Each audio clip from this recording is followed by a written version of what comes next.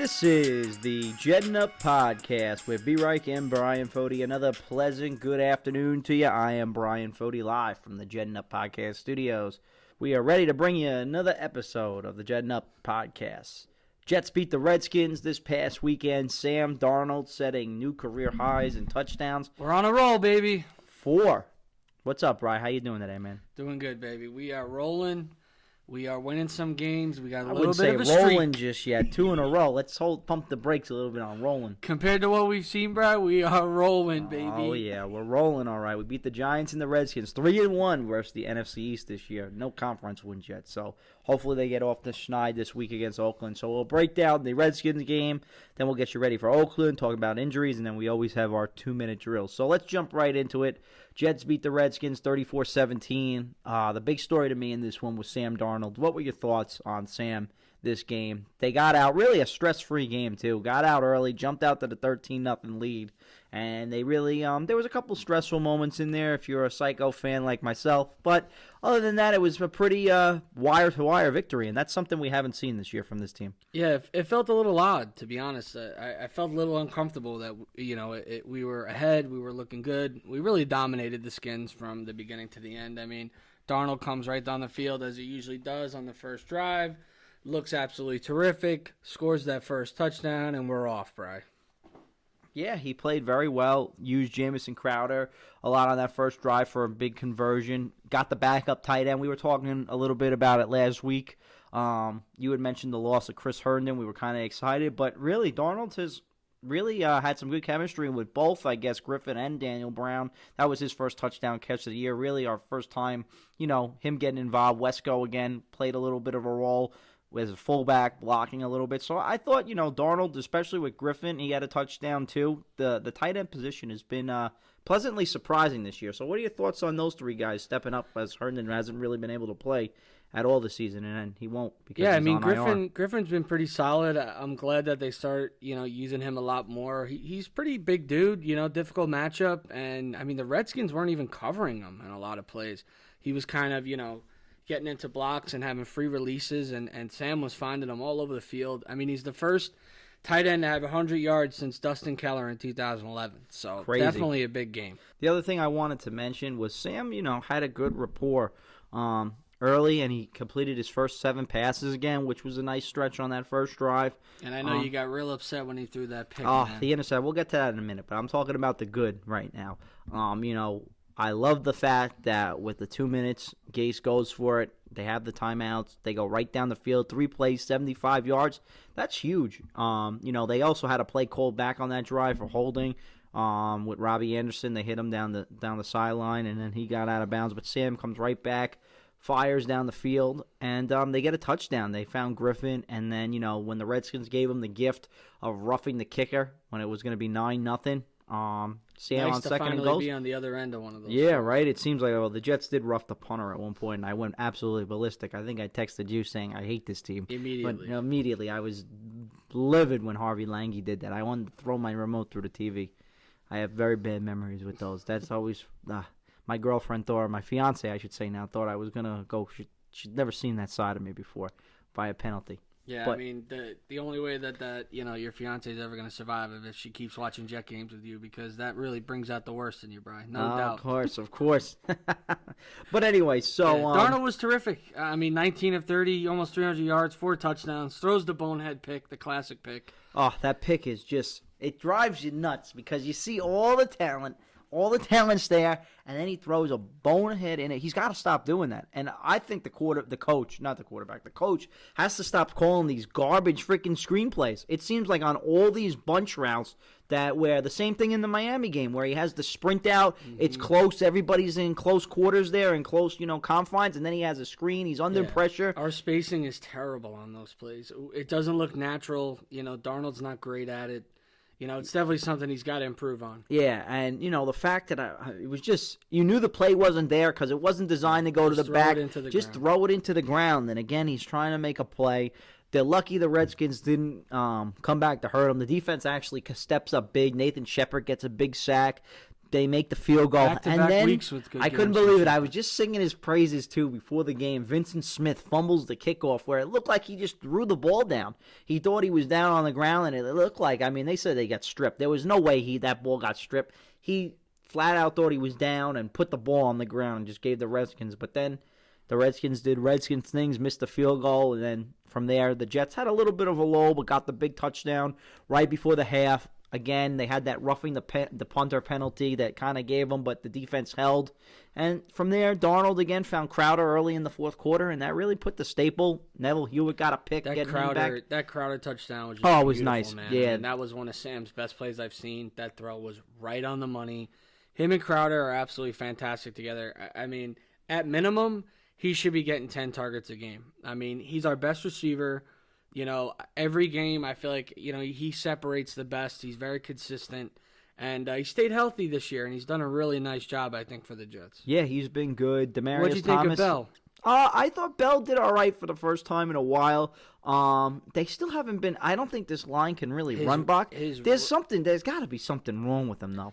I think it's a combination of... Is he too patient? He's a little banged up. He's not 100%. Because we saw all the other backs. Powell hits the hole harder. Josh Adams came in. His style is not great for this whole line. He needs guys to win at the point of attack, give him a little push, give him the alleys, and these guys, you know, are more of a hit the hole quick. And you saw Powell. He had some success, had a couple of nice runs. I mean, Montgomery too. Yeah, those guys looked explosive. I thought they did a good job. I mean, Bell again, the numbers are low, 18 of 59 for a touchdown, but 2 for 2, 33 yards receiving. I thought and the catch was a nice move. You see him in space, make the guy miss, gets a first down, and that catch split him. They got to throw it to him more. That's one thing I wanted to talk to you about. I'm not ready to get rid of Bell. I love Bell. I think he's understand. Been great. I really like Bell, and you know, it's more of a running back. I think you get a lot of things out of different running backs. You know, you see a guy like Austin Eckler last night. I mean, you know, 100 yards receiving. You could use a lot of guys in different spots, but they got to get Bell outside the box. Use him as a receiver. He's a matchup nightmare. We've been saying it for weeks. You got to throw this guy the ball. I mean, he can make plays out there. There's much more space for him, and he's a big dude. I mean, he's a problem out there.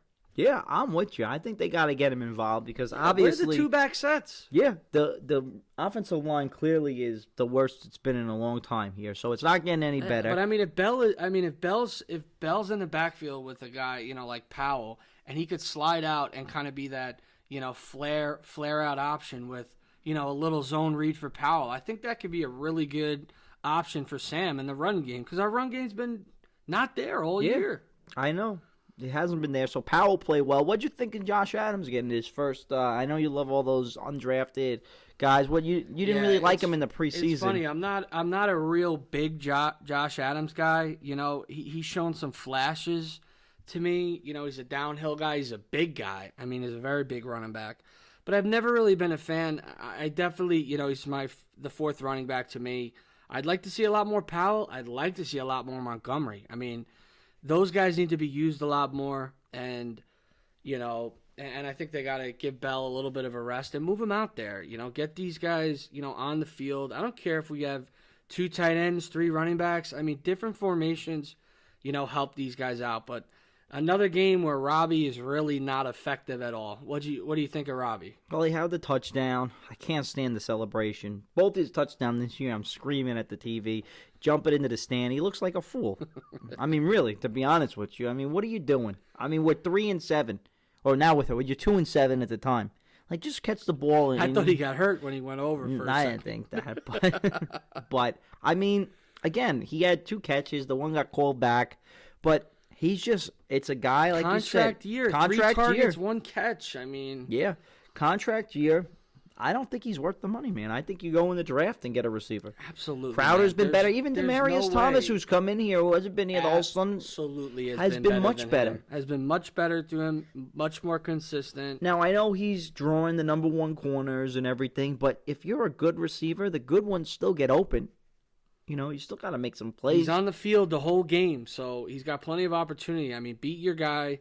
You know, he's almost just like a guy that's just stretching out the defense for us, and he's really not doing much. That's why there's no way I'm giving him anywhere close to Quincy Enunwa's contract. That was a mistake in the money and the length. We should not make another mistake with Robbie. There's no way I'm giving him $9-10 million.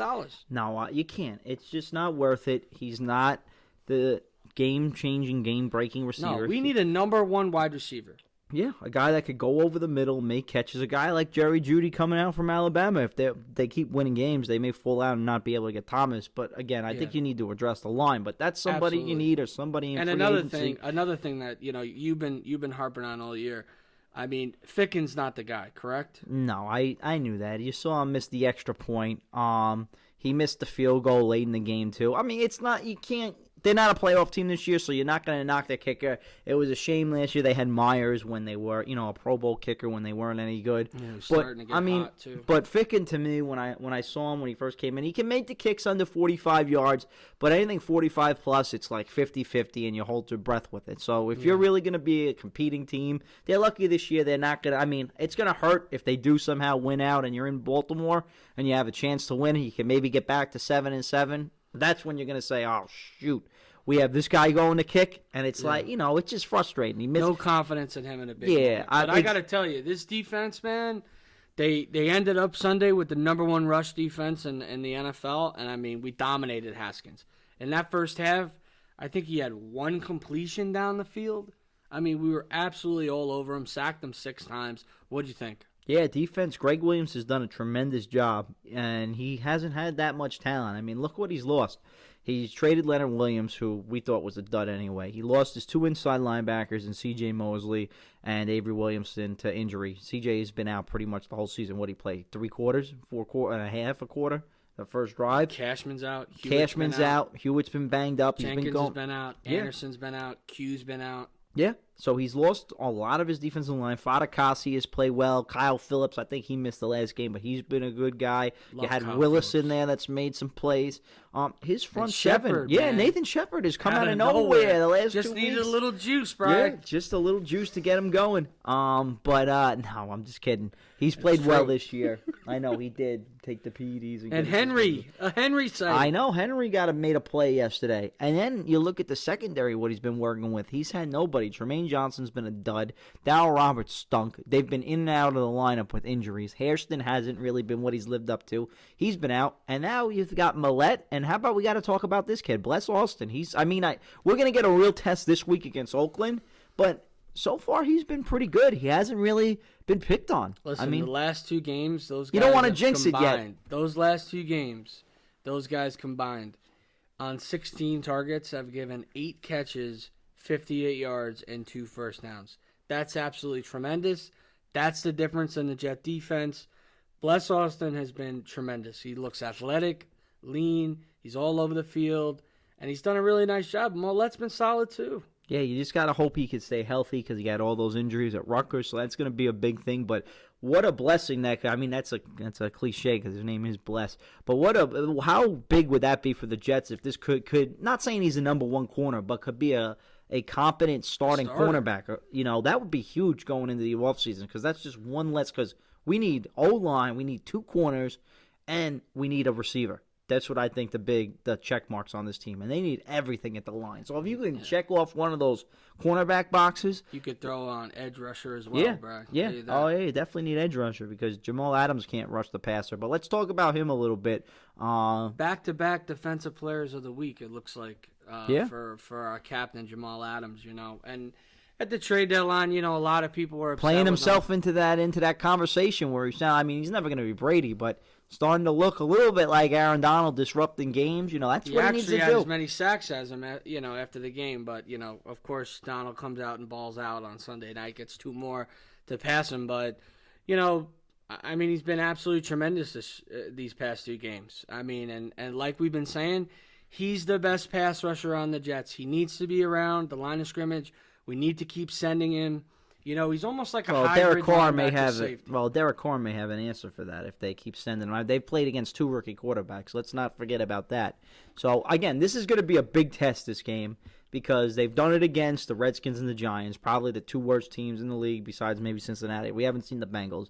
But, this is going to be a big test, but Jamal's been playing well, and we'll see how the defense... Been fantastic. I mean, he's on the verge of potentially setting the record for most sacks as in the secondary. Yeah, that'd be big, So let's move on to the injury report. Jets wrap up a nice win. Final thoughts on the game. You thought Darnold played excellent, right? Yeah, I thought it was, our best game of the season, top to bottom. I was impressed with so many guys, and the only real complaint I have is probably Ficken and Robbie were a little disappointing, but, a lot of guys stepped up, and I thought they looked really good. Yeah, I thought Darnold played tremendous, too. Wanted him to get that 300 yards. They couldn't get him that last 7 to get the passing.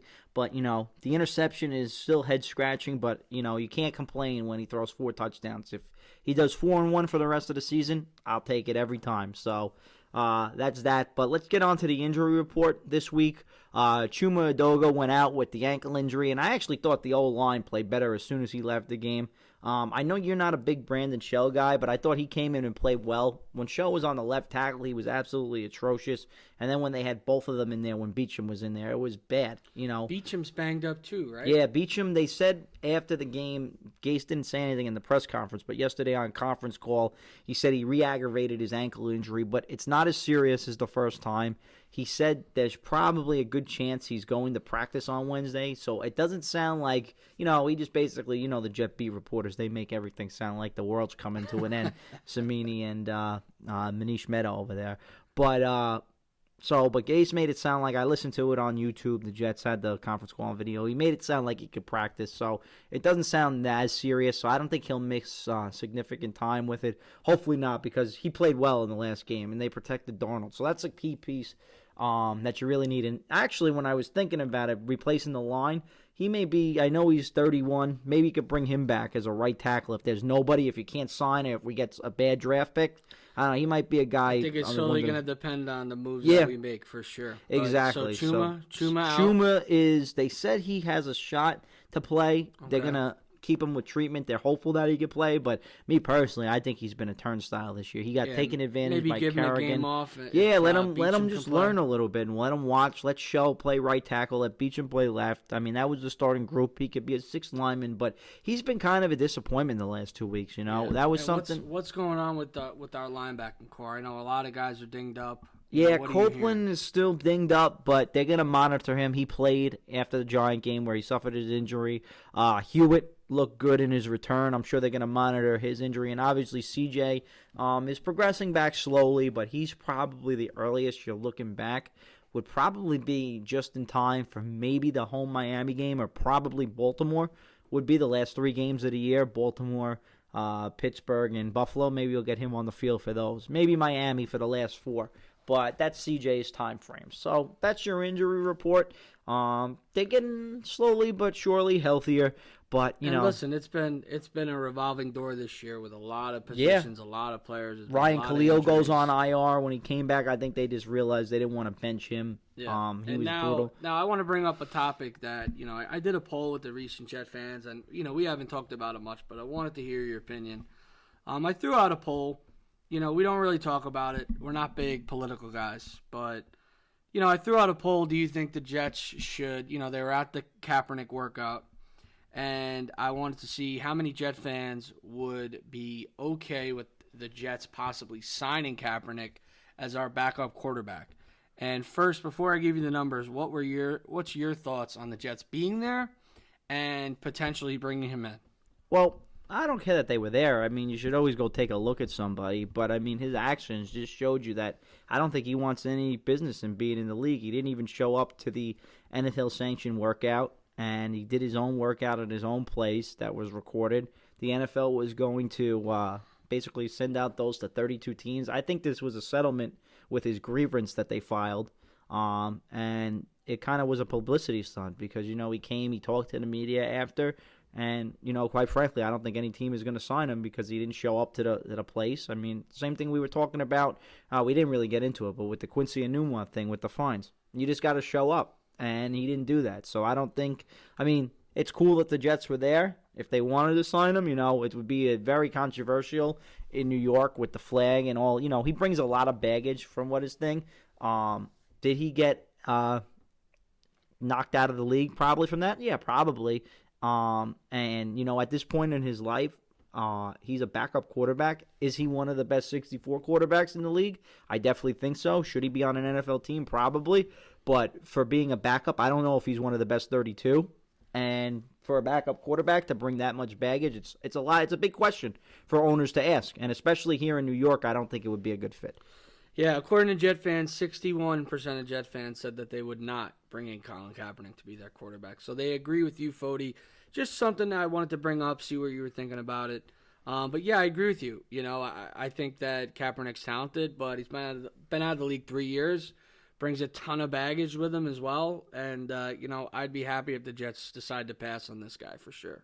Yeah, he's a backup quarterback. We have Darnold. There's really, what is he going to do but create a distraction for the locker room? And if Darnold starts to play bad, it could be like a whole Tebow situation. You don't want somebody that could divide a locker room. That's what somebody commented. Do you remember how crazy Tebow was? So that's actually funny that you brought that up. But we're gonna be moving along. We're gonna be breaking down the Oakland Raider game. Before we do that, though, what were your thoughts on Enunwa with the whole fine thing? This whole Gase culture thing is a little weird. Yeah, it's something that's kind of becoming a pattern that you don't like. I mean, between the Osemele incident, the Luke Falk incident, and now the Enunwa incident, there really hasn't been a ton of problems like that in recent history with the Jets. And this is something that Gase seems is always to happen with Gase. Absolutely, and that's scary. Beecham said it best. The player rep. He's never been involved with an organization that actually posted fines publicly, in the locker room, showing, how much people were getting fined. And, do I think that Quincy should have, gotten fined? I personally don't, but I also agree that you have to let the people know where you are and what you're doing. And I know it's got to be frustrating being out for the year and having to, continually to show up. Possibly. He said he may not be able to play again. Exactly. But that's why you get paid. Yeah, you're a pro. You got to show up to work. If you didn't show up to work or if I didn't show up to work, there would be consequences. Yeah, we'd be fired, not fined. Exactly. So there you go with that. So let's preview the Raiders. What do you think of the matchup? I actually think, it's going to be a real test for the Jets. I'm actually looking forward to the game. I'm real excited about it. I think we're fine. I mean, because we beat Dallas before. You're going to go, right? I'm going to be there, I think. I think I'm going to be. He'll be there. Shout out my boys, Eddie Nadded, Frank DiApril going to be there, too, representing. Yeah, I sold my 2 other tickets to a Raider fan, so I have no tell, but I'm going with my other season ticket, buddy. My fiance, hopefully she doesn't kill me. It's her birthday on Sunday, and I'm choosing this bad team for her. So he's going to the Jet game, man. Everyone should say a prayer for Foti on Sunday. Please, we'll need that. But, Oakland's won 3 straight games. Games at 1 o'clock. West Coast team coming across. It'll be on CBS. Who's calling the game? Greg Gumbel and Trent Green. All right. Good announcing crew. I like those guys. We'll see a little bit of unique. We never really get those guys, so... Right now, Vegas has Oakland -3, over under 45.5. And fair line. Talking about this matchup, I haven't seen much of the Raiders, even though I'm a big Josh Jacobs guy. Derek Carr's had a pretty nice season, 2,500 yards, 15 touchdowns to 5 interceptions. Gruden's kind of done a good job getting these guys going in the right direction. They run the ball a ton. They have a monster O-line, a lot of talented guys on there. And the biggest guy I'm worried about is this kid, Darren Waller, who has come back to life for Oakland and shown that he's probably, a top 5 tight end in the NFL. Yeah, this is going to be an interesting matchup because, like you said, the Jets have the number 1 rush defense. Oakland has a good line, a good running back. Line. Yeah, a very good line. So they're going to look to run the ball. And also they have a pretty good quarterback, like you said. Their receivers don't really scare you. Tyrell Williams is a guy that's been up and down. Zay Jones, we remember him from Buffalo. He always seems to kill the Jets and Tremaine Johnson. But, and Hunter Renfro's okay, but you said Waller. I haven't really seen an issue with this team covering like the tight end. It's been really the corners they've been picking on a lot, where in the Rex age it would be Gronkowski and all the tight ends going over the middle. So the tight end, until they really show it, hasn't really scared me. We have the safeties to cover them, so hopefully we can neutralize him. But I think this is going to be a big game for Austin and obviously Millette. If they could get Hairston back as like the dime back, that would help a little bit. They signed the guy Candy off the street, made his debut last week on corner. So I think this is going to be a big challenge for the defense because they've done it against crappy teams in the Giants and the Redskins. Now they actually get a competent NFL offense. So we're going to find out if these corners are for real or is it going to be what we were really seeing the first, last 10 weeks of the season when and they their were wide winning. receivers, aren't Are really NFL threatening. caliber. Yeah, they're not threatening, but they're not terrible. Tyrell's kind of an, really down the field type guy, and I think Bless is a good matchup for him. And, Renfro's a tough little guy that can really get open, but I like Mollett against him. Yeah. I like those two matchups. Yeah, okay. The only guy I worry about, I know you say we've done a good job with the tight end. But we got backups in there, so Waller's really looked terrific. They really feature this guy, and it's going to be a huge dose of Josh Jacobs. Well, that's going to be the key, yeah, and that's going to be the key. The number one rush defense. Are they for real? Or are they, they've stopped Adrian? Are they going to be able to stop the run? They did a good job with Zeke when he was here in Dallas. So this will be another challenging game. And offensively, I actually like the way we match up. You look at the Raiders' numbers; they've let up a lot of points on the defensive end of the ball. Their first game, they had a good game, 16 against Denver. But then you look, 2 losses against Minnesota and Kansas City, 28-34. In wins against Indy and Chicago, 24-21. In wins in their last 3 games, the Bengals stink, so we'll throw them out of it. But against Detroit, 24. Against San Diego, 24. Green Bay hung 42 on them, and Houston put 27. And the Bengals moved the ball on that team. They just had a couple of big turnovers. But they've given up a lot of yards. They're banged up in the secondary. Not too many big time playmakers. They lost their first round pick, Abraham early. He's been out, so not a great secondary. But they do have a bit of a pass rush. They got 2 guys with 6 sacks, Max Crosby, and another guy who's been disappointing. Maybe the only guy who potentially has been worse than our guy Q is Cleveland Farrell. Hasn't had much of a 3.5 sacks though. Yeah. He had like 1 game where I think he had 2.5. But other than that, really been disappointing. But they can rush the passer, so that's going to be something that we're going to have to look at is if these guys can block for Sam. Yeah. When we give up, 3+ sacks, Sam Darnold's 0-9 and looks, horrible. Well, that's the whole key. You can't get sacked all the time. 2-0, we 7-4. So, like you said, 2 or less. So that's a big game, but I think if they could protect Sam, I like the matchup. I think Bell against that defensive front, if they, position him in the right, they could get him going in the exactly, get him going against the linebacker, throw the ball to him, and then use Powell and Montgomery to run it. I mean, Bell will get his carries. Yeah, and can we let West go be a fullback on some plays and run some toss sweeps I think or some dives? Yeah, I think you'll see a little bit more. They've been working him into that. So, prediction. What do you think in this one? It's an interesting game. It's funny. I kind of thought coming into the show today that I was going to probably pick Oakland just because they've won 3 straight.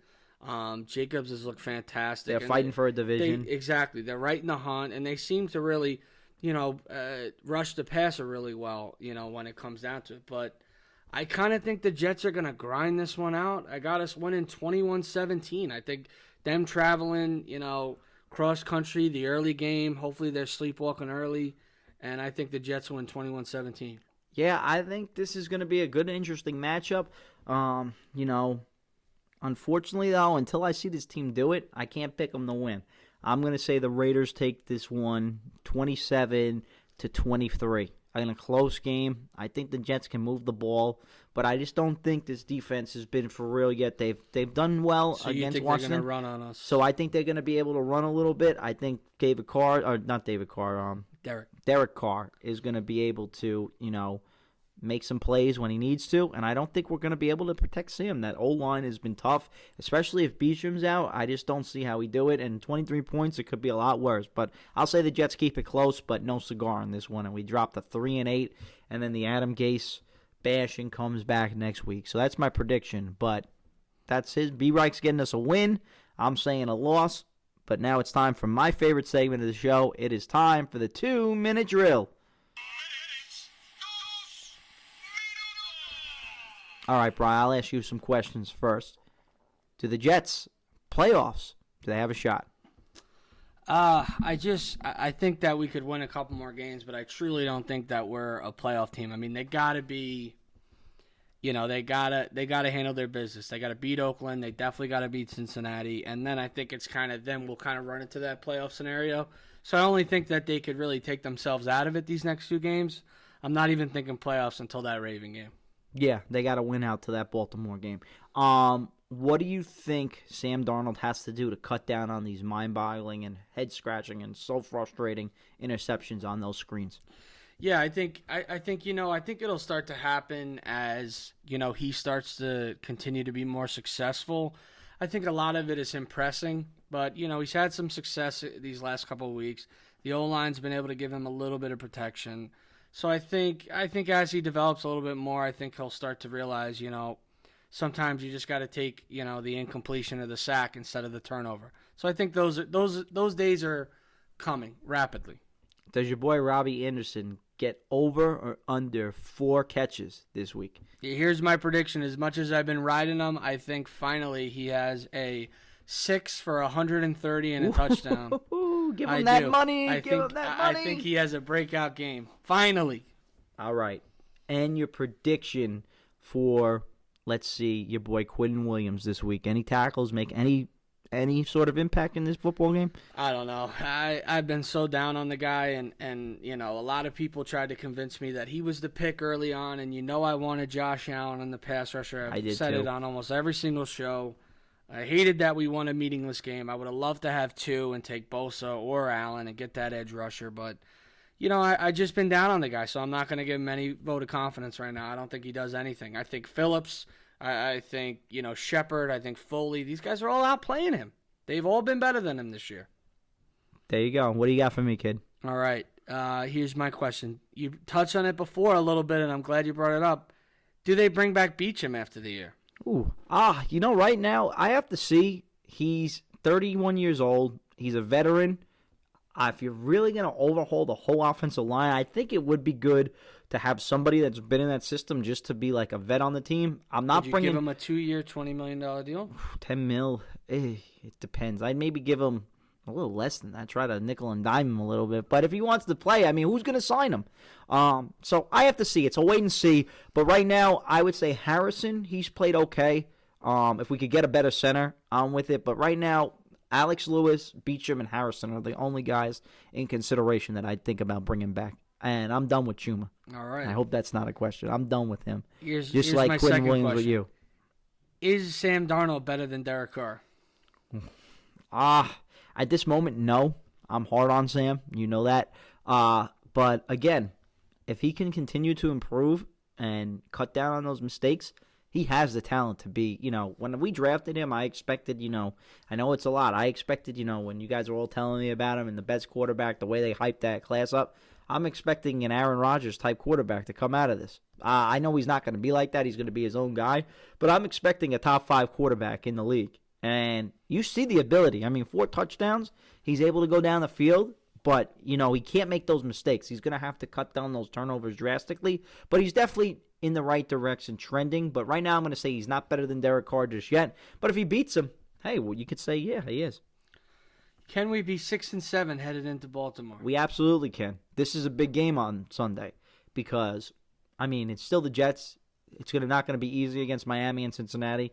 But if they win this game, the way they beat up on Washington, they're going to go on the road to a winless team that's already taken it in. They should be able to beat that. And then Adam Gase, if he can't beat Miami twice in a season, he shouldn't be the head coach of this team. That's the team that fired him. But if they win this game, it changes a lot of, not that they're going to make the playoffs, but it just gives a little bit of life. It breathes, this is a huge game because it breathes some life back into the fan base if they win this one. Because then you got people saying, all right, now we got to go to Cincy and get that win. And if we come home to Miami. And then Thursday night, we know we got no shot against Baltimore. It sucks it's on a Thursday. It's the worst possible thing. But who's to say that anything could happen? God forbid they somehow won. Where would the standings be? 7-7 going into the last 2? We'd be going nuts. We'd be going nuts. It'd be exciting. 9-7, they're going to do it. Classic Buffalo. But they absolutely can be 6-7. Will they? I'm not sure. Okay, without being a prisoner of the moment, there's been a lot of talk. I know the New York Post threw out something. Would you give Jamal Adams $16 million per year? I would, yes. I don't know if he's worth it, but he's a general. I think if he continues to play the way he is, he's the best player on defense. You don't get rid of guys. I know you want the picks, and the Jet fans were tempted about the picks. I think you build around this guy. If Donald can improve, if they go 6-10, 7-9, that's a guy you build around. You don't get rid of a player like that. Let's build around our safety, and let's win a Super Bowl with our guys that we drafted. All right, that's a 2-minute drill. Bryan Foti all in on his guy Jamal. Yeah, there you have it. But another great episode. We're 3-7. We're trying to fight and claw and get back, not into the playoff race, but just, I want to see some wins. I hope you Jet fans are with me. I know Brian was talking about tanking. I'm sick and tired of the tanking. We're not getting the top 5. We can't tank anyway now. Yep, Gase is coming back. We got to get some wins here. Let's see this quarterback develop. Let's beat a good team on Sunday. I'm asking all you Jet fans who are going to the game to show up early. Get loud, get rowdy, get behind this team. They've won 2 in a row. We haven't had anything positive to cheer about this year. Let's put some support and some faith into this organization. Hopefully we got our guy. And let's go beat a Raider team on Sunday. And, 4-7 is nothing to write home about. But at least we can start talking again. So let's try to get a win. For now, everybody, we'll be back to talk about it on Monday. But everybody, remember to jet up. We'll talk to you soon. And bring the loud energy on Sunday Bring at the the juice, baby. on the stadium. All right, everybody. Have a good one. We'll talk to you real soon.